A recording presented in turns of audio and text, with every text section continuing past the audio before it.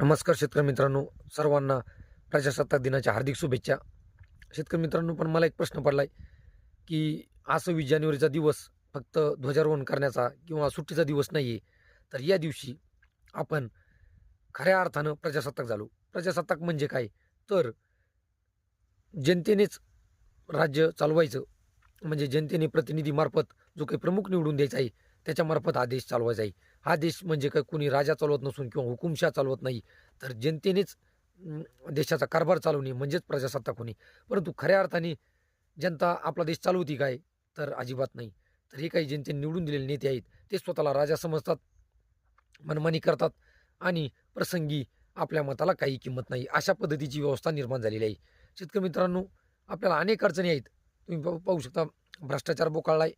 त्याचबरोबर चिमुरड्या मुलींवर अत्याचार, कुठल्याही काही चुकीचं घडत असेल, तर काही बोलण्याचा अधिकार नाही आहे. संविधानाने आपल्याला बोलण्याचा अधिकार दिला. कोणाचं चुकत असेल, तर चुकीचं बोट ठेवणं. साधं ग्रामपंचायतमध्ये जी काही ग्रामसभा होते, त्या ठिकाणी सुद्धा लोकं खरं बोलत नाही.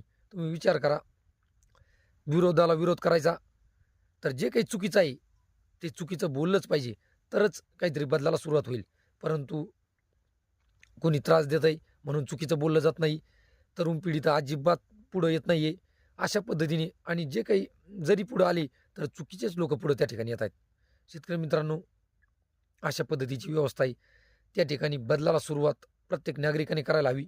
त्यासाठी आपली कर्तव्य आपण पाळायला हवीत. सगळ्यात महत्त्वाचं योग्य व्यक्तींना मतदान करणे, स्वच्छता पाळणे, त्याचबरोबर भारताच्या संविधानाचे कायदे पाळणे, अशा अनेक गोष्टी आहेत, की ज्याची सुरुवात आपल्यापासून होते आणि योग्य लोकांना निवडून देणे हा सगळ्यात महत्त्वाचा बदल आपण करण्याचं गरजेचं आहे.